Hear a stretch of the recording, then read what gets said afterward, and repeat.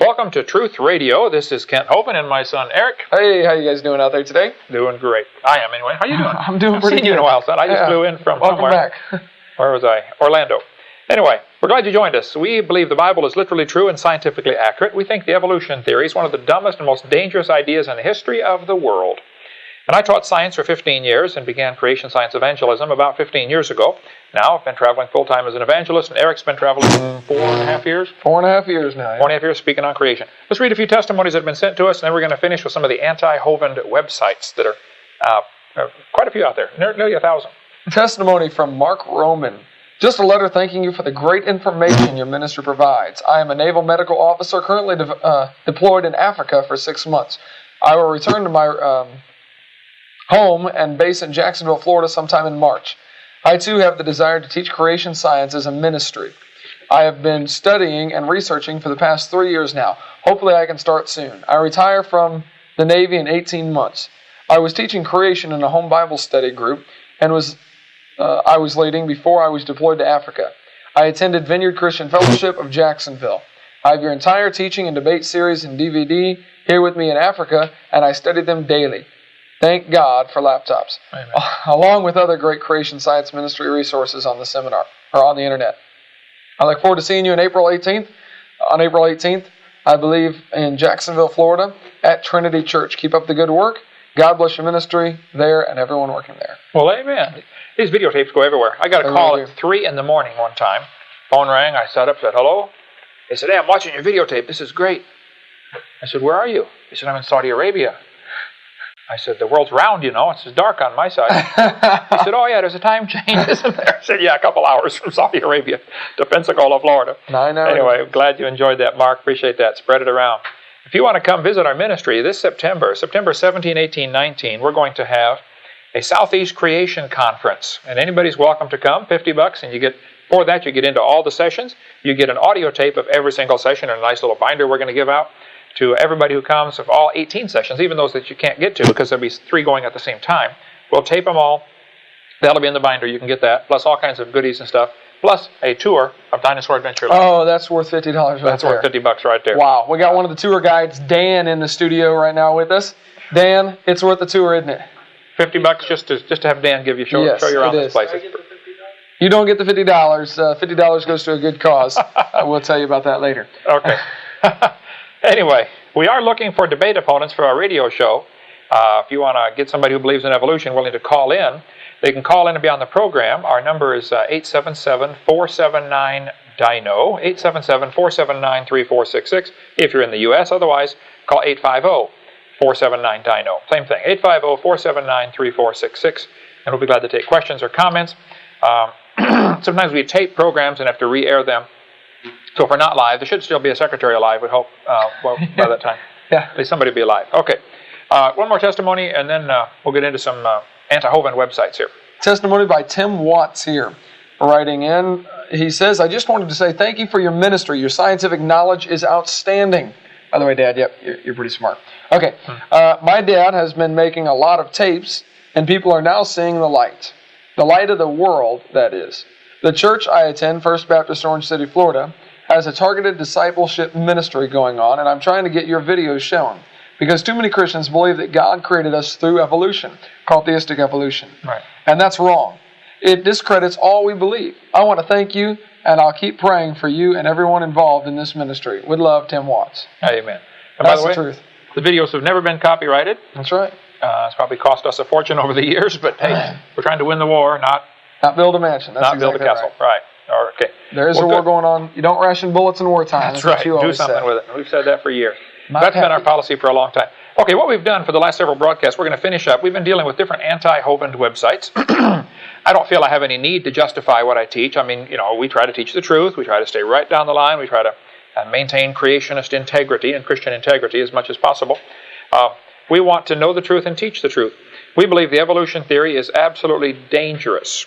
It's stupid to begin with, but it's really dangerous, okay? There's no scientific evidence to back it up. So we've offered for a long time $250,000 for anybody with any real scientific evidence for evolution. Started off 15 years ago as a letter to the editor, and I offered $1,000 if anybody could prove evolution. A lawyer friend called me and said, hey, let's make it $10,000. I said, okay. So I wrote another letter and said, let's make it $10,000. Then a friend of mine from out west called me and said, hey, let's make it $250,000. I said, $250,000? I said, you got to have the money, really have it. He said, no problem. He's got it. He's got it. Okay. That's the pocket change. So he said, okay. So I said, man, we're great. So then after we ran a bunch of advertising, and said $250,000 for Proof Revolution, he called me and said, hey, let's make it $1 million. I said, we can make it $100 million. It wouldn't matter. There is no Proof Revolution. And I've already got all this stuff I printed up saying $250,000. So we'll keep it at $250,000. But just for you listeners, if you can prove evolution, we'll go ahead and give you the $1 million. 4 times normal. Just tonight. Tonight's special. Tonight's special. $1 million. You can prove evolution.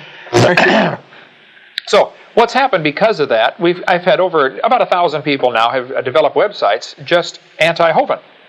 They don't like what I teach. They don't like something about me. I don't know. I'm the nicest guy I've ever met. But we went through Carl Marychurch's website, which was geocities.com/Kent Hovind, because when you type in on Google search, the first thing that comes up is mine, and the second thing comes up is Carl Marychurch's. That's the only reason we went through his. He has a lot of stuff on his site. We hit some of the highlights in the last few programs. And if anything in there bothers you, any specifics bother you, call us, email us. We'll be glad to take those specifics. But generally, most people that have seen my whole seminar can answer all those questions. Yeah. It's silly stuff, okay?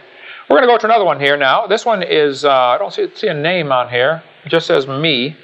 I thought I saw a name earlier. I emailed somebody back and forth a long time ago. Now, no name. Just says me. The website address is geocities.com/Cape Canaveral. Cape Canaveral. Cape Canaveral, /hanger/2437/Hovind. Once again, geocities.com/Cape Canaveral /hanger, HANGER, /2437/Hovind. If you just type in on GeoCities web search Hovind, it'll be the third one that comes up. So we're just going to go down the line and take a few of the key ones here. His whole argument, I can summarize it for you here in a few words, is that he had an email discussion with me. He's wanting, and this is what always happens with the offer. Instead of sending evidence for evolution, they send a bunch of questions picking on details. What bank is the money in? What's the account number? How will I be paid? Cashier's check, etc. I say, look, send the evidence. They never do. Okay, they just gripe about the offer. The offer is legitimate. The money is there, believe me, and it's perfectly fine. You just send the evidence. Where's the beef? That's what we want to know. Quit talking about it. Show me the beef. So basically, what he's wanting to know is what is a kind?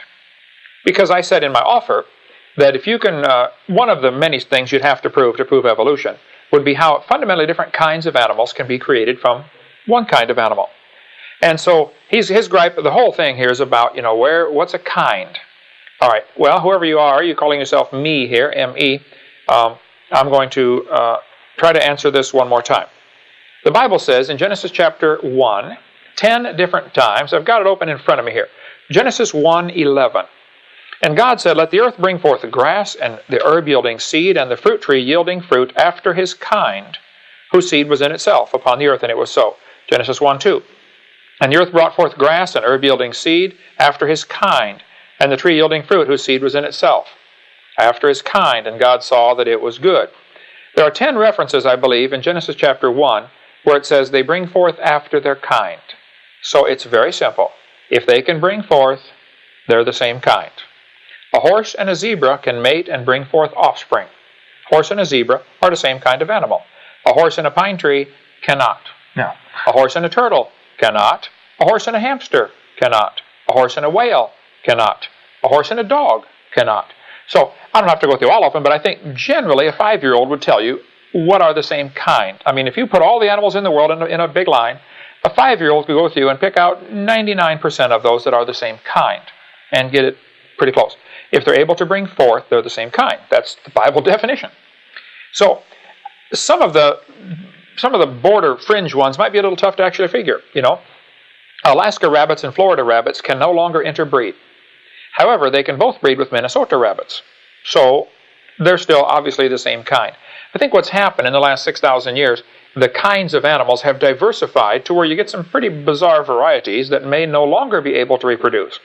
So my definition of kind is, if they originally were able to reproduce, they're the same kind. Yeah, that would make sense. Today, if they may no longer be able to reproduce because of whatever variations that have happened, they're still the same kind. Now, Chihuahuas and Great Danes can still bring forth. They have a few mechanical problems, but they can still difficult there. They can still bring forth. Actually, they can. And so they're the same kind. A dog and a wolf and a coyote are the same kind of animal. And so that's the Bible definition. So this entire website, asking for what is a kind, first place, you're missing the whole point. Okay, you're picking out a detail in the offer, you're missing the whole point, and you're trying to throw up a red herring. What they do when they would drag a red fig across the trail to throw the coons off the trail or something. So a red herring is when you try to get somebody off track and say, oh, wow, look at this over here, so they miss the main point. Yeah. He's saying, Hovind never defined a kind, as if that proves you got proof for evolution. You're missing the point. You never sent any evidence for evolution. I would like to know, where's the beef?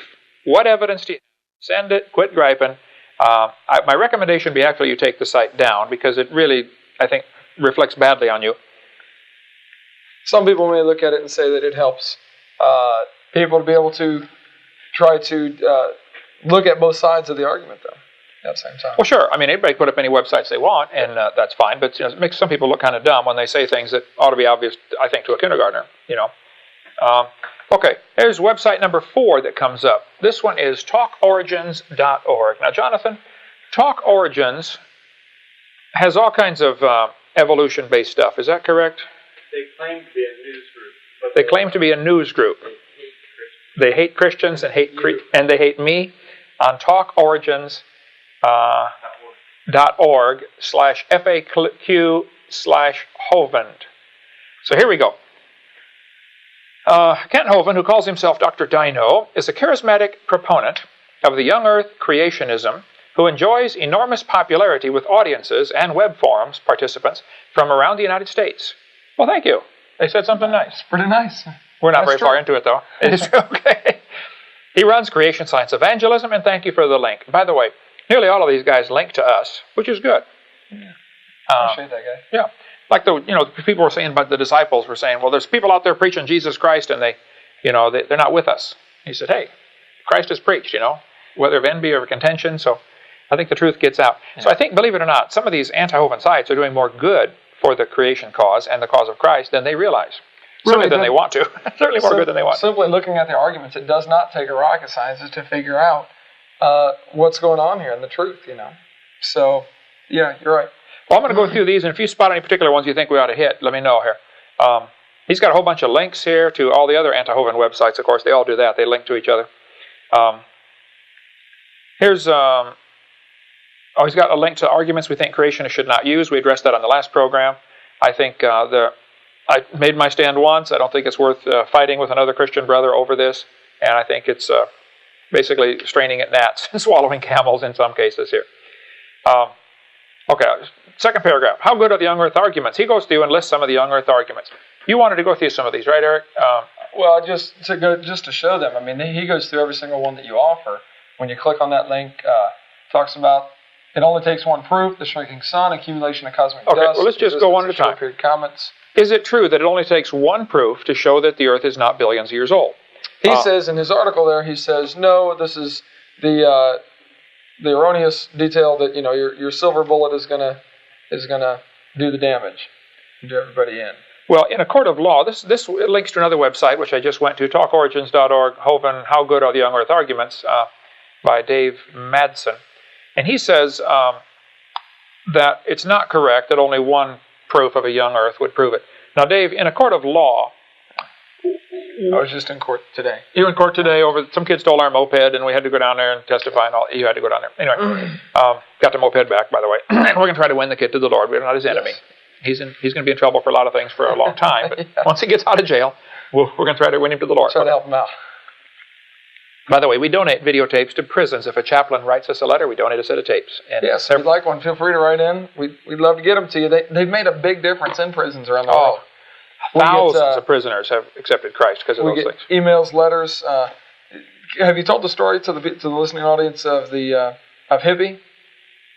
Or do you have time to share that real quick? Sure. Well, I get so many calls. One guy said he was in prison, and we donated a set of tapes to the prison in Pennsylvania, and this guy loved the tapes, got saved. He said, this is great. He went to Hippie and said, you got to watch these videotapes. Hippie's the guy that everybody was afraid of in the prison. And he said, I don't want to watch no videotapes. He said, come on, Hippie. He said, all right, what's it about? What's it about? He said, it's about dinosaurs. He said, I sure ain't going to watch no tapes about dinosaurs. So he finally, sweetly talked him into watching one. He said, all right, I'm going to watch 10 minutes. And if I don't like it, I'm getting up and leaving. He said, okay. Hippie sat down and watched 5 hours of the video series and got saved. And then he said, everybody in prison ought to see these things. And if Hippie says everybody needs to see it? So for the next, I forget how long, everybody was watching tapes. They had over 20 former drug dealers saved in the prison while watching the video series. Dealing for Jesus now, amen. We've had some great results. So several people donate to our ministry to help us be able to do that, to give out videotapes to prisons. And if you can get involved, either send us chaplains' names or have the chaplain send us a letter, or send us some money so we can donate it to prison. We'll be glad to do that. We want to get the gospel out. I figure I'll be there someday anyway, so might as well.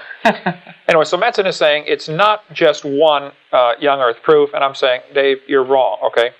If a guy is in court and accused of a crime, and he's got one foolproof alibi, he's innocent. If they've got all kinds of evidence that he's guilty, but he can prove he was 80 miles away, I'm sorry, he's out. He's off the hook. So the burden of proof is on the evolutionists, not the creationists, to prove their point. The evolutionists would like us to pay for their religion to be taught in the school system.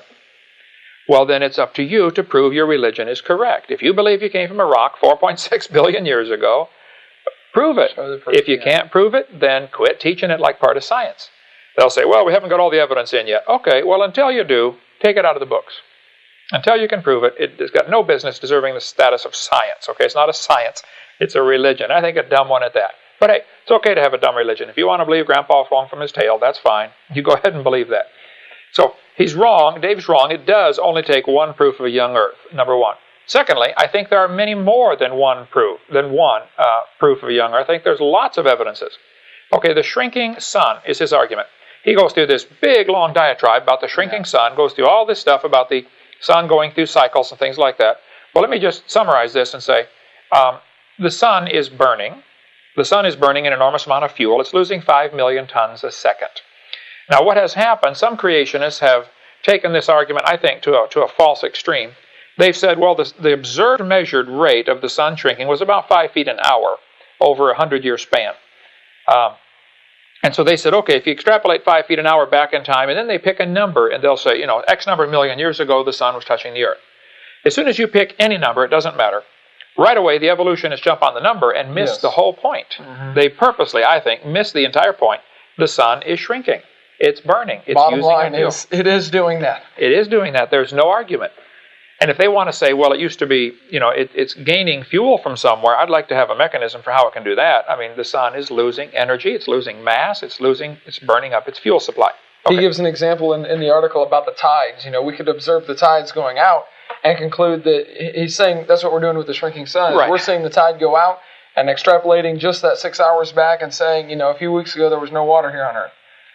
Yeah, and using the tide as an example compared to the sun is stupid, Dave. You ought to take this one out of your website, okay? Everybody knows the tide goes up and down. We don't have any way of adding to the sun. We know the tide's going to come back in because it's caused by the Earth turning under the moon.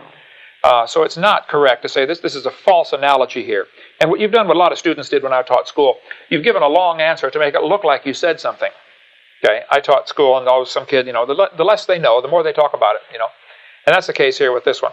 Got about 1 minute and 10 seconds left here.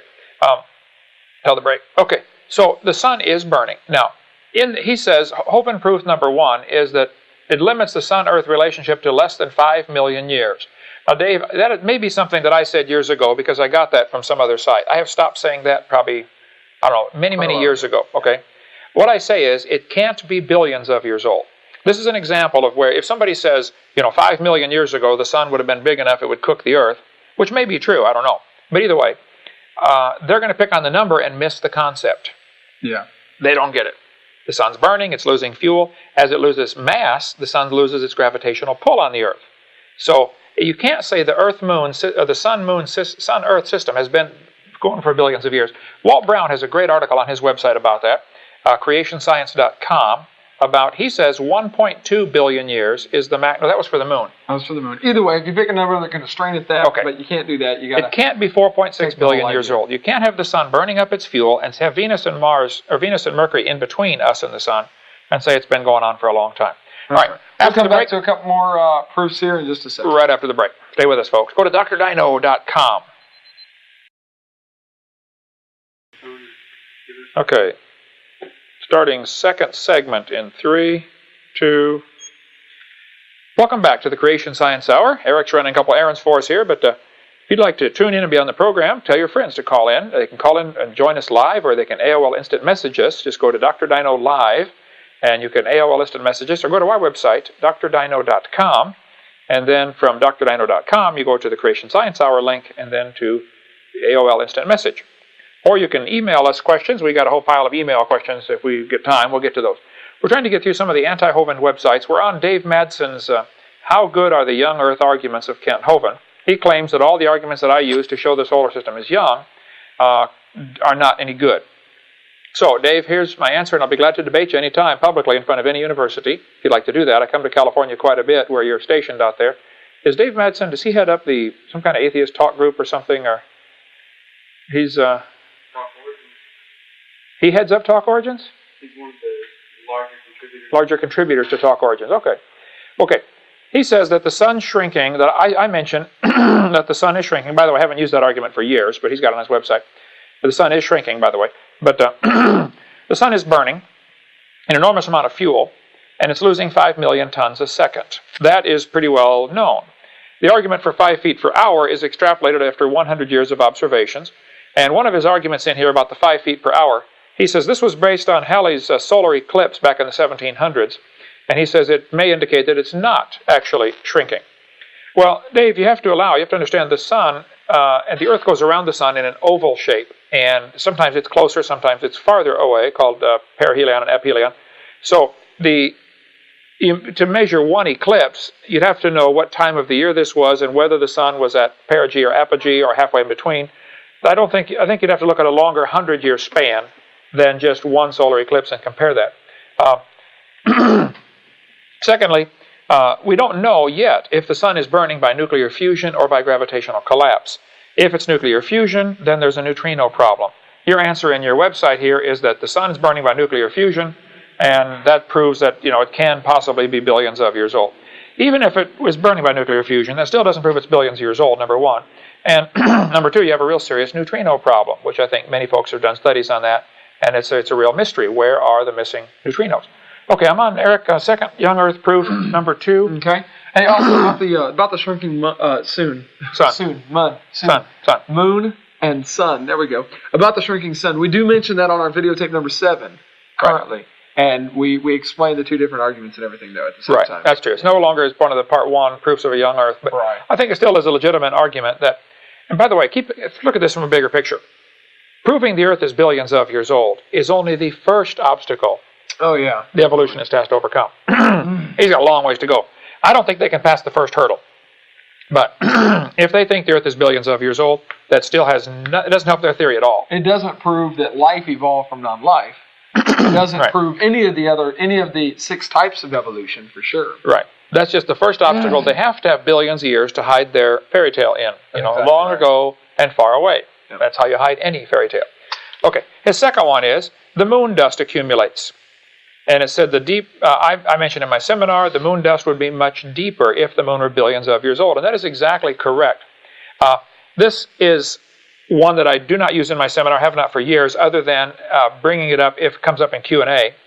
I have it, I give some historical quotes. For instance, in 1955, in the monthly notices of the Royal Astronomical Society of London, volume 115, page 585 through 604, Littleton, the famous astronomer, said, Littleton felt the X-rays and UV light striking exposed moon rocks, quote, could, during the age of the moon, be sufficient to form a layer over it several miles deep. And that's found in more than just this one book. In many places, they're quoted as saying, there is going to be a lot of dust on the moon. Well, in 1959, Isaac Asimov said, I quote, I get a picture, therefore, of the first spaceship picking out a nice level place for landing purposes, coming in slowly downward tail first and sinking majestically out of sight. So in 1959, they thought it would be a problem to land on the moon. Now, Madsen says on his website that the Ranger and Surveyor programs basically determined there was not a dust problem. Okay, I agree. I agree there was no dust problem. But how does that reflect on our argument that says this proves the moon is not billions of years old. Exactly. You're stating my point, I think, Dave. Yeah. You need to look that over again. Look, there isn't any dust there. See? Okay. That's what we're saying there, buddy. He gives a couple of quotes here. One from a lunar surface conference held in April, late in '63, on the lunar surface layer. McCracken in Dublin state, the lunar surface layer, thus formed, would therefore consist of a mixture of lunar material and interplanetary material, primarily of cometary origin, from 10 centimeters to 1 meter thick. The low value for the accretion rate for the small particles is not adequate to produce large-scale dust erosion or to form deep layers of dust on the moon, for the flux has probably remained fairly consistent during the past several billion years.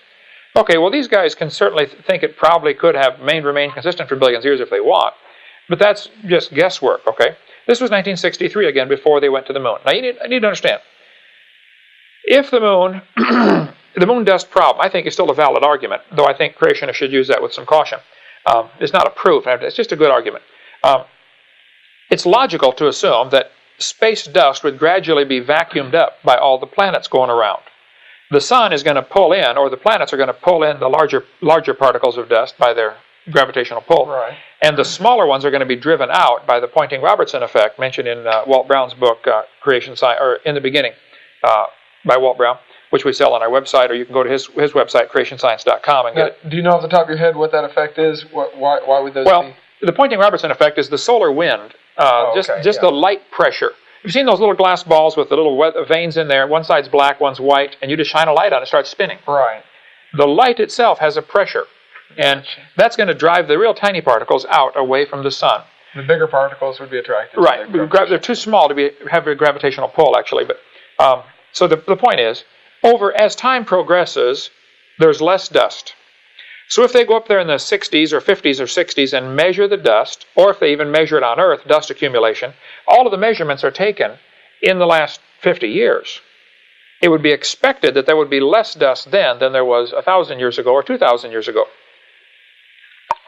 So the accumulation rate that we're observing today is still enough to make it a problem. Walt Brown has a good section on his, he talked to, I got the article right here. Walt Brown says, in 1981, I had a conversation with Dr. Herbert Zook, Z-O-O-K, of the United States National Aeronautics and Space Administration, NASA. He had been intimately involved in estimating the thickness of the dust layer on the moon before the first Apollo moon landing. He also helped analyze the lunar material brought back from the moon. Of the many interesting things he told me and sent me by mail, one is critical in answering the above question, talking about the moon dust thickness. NASA did not realize until the moon dust and rocks were analyzed that only one part in 67, or 1.5% of the debris on the moon, came from outer space. The rest was pulverized moon rock. And he goes on and explains it here. Basically, if a piece of rock comes in and hits the moon, there's no atmosphere to slow it down. It's going to hit the moon like a bullet and blow up a cloud of dust. It's going to resettle. So 1.5% of the debris on the moon is actually space dust. The rest is regurgitated or pulverized lunar material. So this compounds the problem for the evolutionist. They now have to really scramble to say, why was there only, half of an inch of dust on the moon? Walt Brown goes on and explains the whole thing in great detail here, but basically, using the numbers, since 1/67th of the dust actually comes from space, the actual measured amount of dust turned out to be 2.7 inches per million years. This was based on the chart here from Walt Brown's book about the published data of certain particle sizes, plus the inferred data from smaller sizes. Obviously, the moon has been hit by some really large things. Yeah. It's got some pretty big craters up there. Okay. It's been hit by some big stuff, which if during the testing time they leave some plates up there and see how much it gets hit, or they leave satellites in space and see how many micrometeoroid strikes they take, you look at the testing time and say, okay, during the 5 years it was there, it got X number of thousand little bumps on it.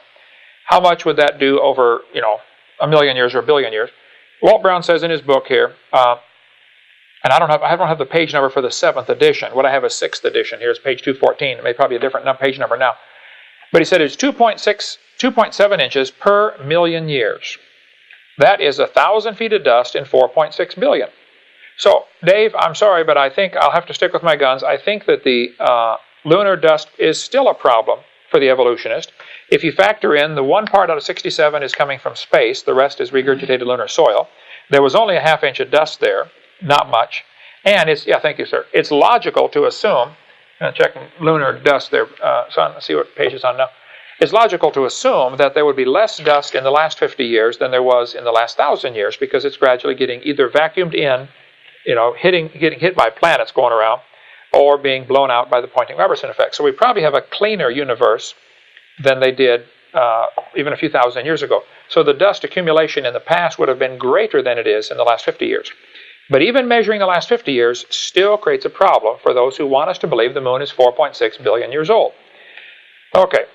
Page 308 is the... 308 is a new page number. 307 has that chart on it. How much dust and meteorite debris should the moon have if it's 4.6 billion years old? Okay. And has lots of information there. Boy, this is just... He goes into all the mathematical equations and everything.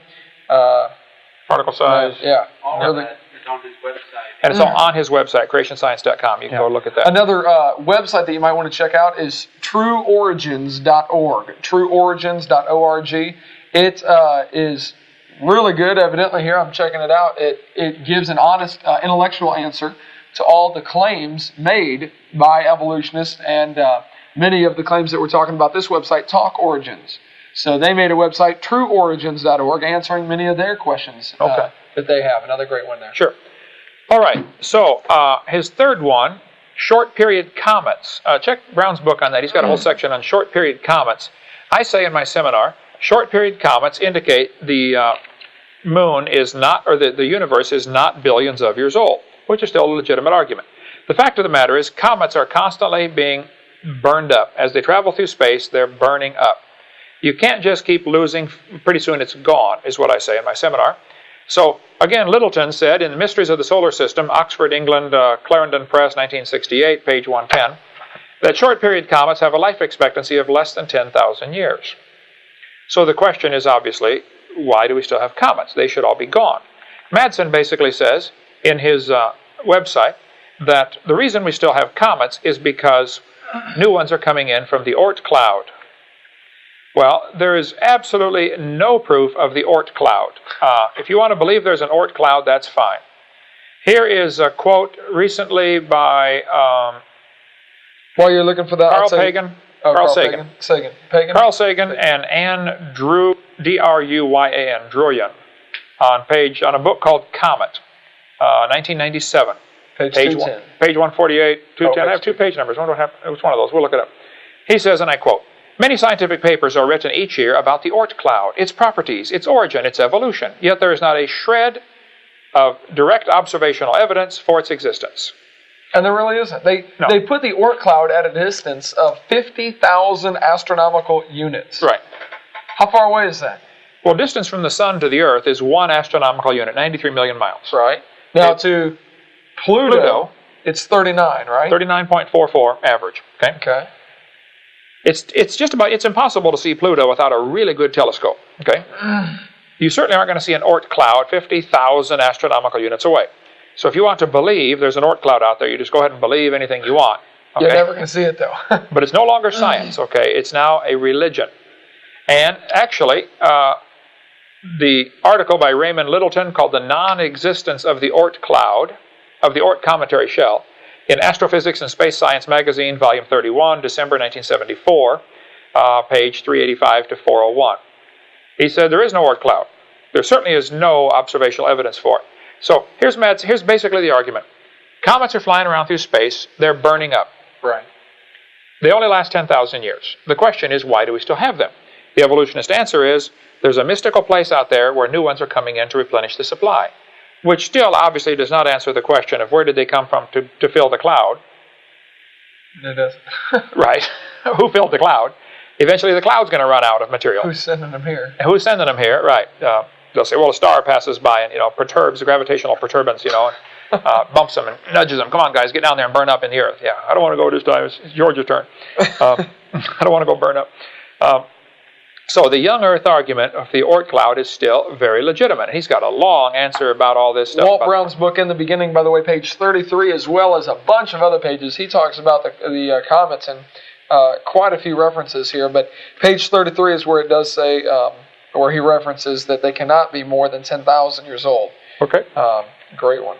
For more information, he refers to another book, The Origin of Comets, page 188 through 217. That's what I like about Dr. Brown's work. It's so thoroughly documented, but just from a logical perspective, the whole idea of comets burning up, Dave, is the opposite of evolution. You've got to have an answer for how something forms. All we see is stars are blowing up, sun is burning out, comets are burning up. Where's the formation of things? Where's this? Everything is winding down. It's not getting better. So the idea that things can get better is simply fairy tale stuff. If you want to believe that, you just go ahead and believe it. Okay, young Earth proof number 4, there are no fossil meteorites in the geologic column. It's been years since I used that one. I don't recall where. I think it maybe still be in our seminar notebook. As far as fossil meteorites, a lot of meteorites have been found. If the layers of the Earth are different ages, it's logical that meteors would hit and then get covered up by more sediment. Right. The fact is there are very few, if any, meteorites found buried in the geologic column. So the question would be, why not? There ought to be millions of them. By his thinking, the Earth is billions of years old. Each layer sat there for millions of years waiting for the next one, which of course brings up the obvious question, where's this material coming from? You keep adding to the Earth to get this mile-thick geologic column. Where's all this dirt coming from? It has to come from somewhere. He talks about, he gives a whole list of places where he says craters have been found in different rock layers. Is that what I'm reading right? Yeah. Yeah. Location of craters. So many million years ago, how many millions of years ago they were. And you'll notice it just happens to go right along with the geologic column, and if there's a meteor in that layer, then that proves that it's this old, is what he's saying. Okay, now let's take just one. I'm just going to pick one out of the clear blue sky. I've not seen your list before, Dave. Here's one that says it's 300 million years old, found in Serpent Mound, Ohio, from the Carboniferous era. How do you know the Carboniferous era is 300 million years old? All that he knows. I know how they think they know. How do they think they know how old the layer is? Probably based on what they find in it. Because coal is found in it. They've already got this theory that coal formed 200 million years ago, 250 or 300 million years ago. Therefore, the layers are dated by the fossils, and the fossils are dated by the layers. So if you find coal, the coal is 250 million years old because the carbon. Right. So therefore, since there's a hole in the coal, it must be 300 million year old meteor strike. Therefore, that proves there are fossil meteorites. Real stretch there, Dave. Okay, we got to take a break in about 20 seconds. We'll come back and take a few more of the young Earth proofs. But if you want to get on our website, drdino.com, you can get our video series, Creation Science series on drdino.com. You can still get it in time for Christmas if you call quick. Today's date is, whatever it is, December 15th or 16th or something in there. I just got off an airplane. I'm a little behind schedule. But if you can get on our website, go order our materials, great Christmas present for a friend, get somebody saved. So go to drdino.com and take a look at our stuff. If you have any questions or comments, you can email us, drdino.live, and we'll get to your questions as quick as we can. Thank you. All right, folks, welcome back to the final segment of Creation Science Hour. This is Kent Hovind in Pensacola, Florida, and my son Eric. Hello. And we're dealing with some of the anti-Hovind websites. Since you got to carry on the Hovind name here, son. Yeah. That's fine. Basically, we believe the Bible is literally true and scientifically accurate. We think the evolution theory is one of the dumbest ideas in the history of the world. And if you would think you came from a rock, you can just go ahead and enjoy yourself. But it's not true. We're answering some of the anti-Hovind websites. This could go for years, okay? We're not going to answer them all, believe me. We're just going to do a few more here and then drop it. So if any of the things on the internet bother you, if you give us a chance to defend me, give me a chance to defend myself, I'll call in.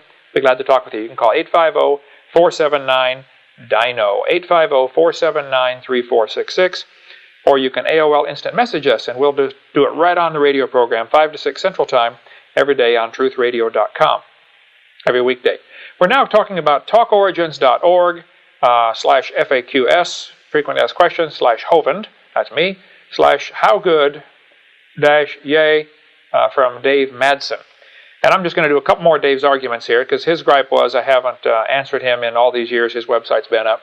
Well, first place, I don't think many people care, Dave, or even know about your website, so I'm probably giving you more publicity now than you've ever gotten.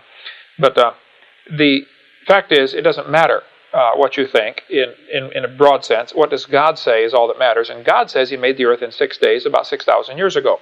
And His opinion means a lot more to me than you or anybody else out there. So there is, Jonathan says there's a long dissertation on trueorigins.org. answering the talkorigins.org website. So those guys can argue back and forth. I don't go visit any of the sites. This is the first time I've seen some of this material. I speak 800 times a year. I just got off the plane. I leave at 4:30 tomorrow morning to fly to Naples, Florida.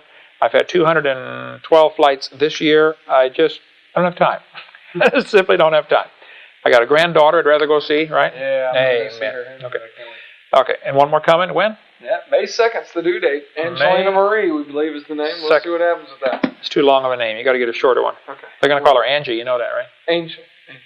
Angel? Always up in there harping about something? Yeah. Yeah, you got to watch that name. Okay. Okay.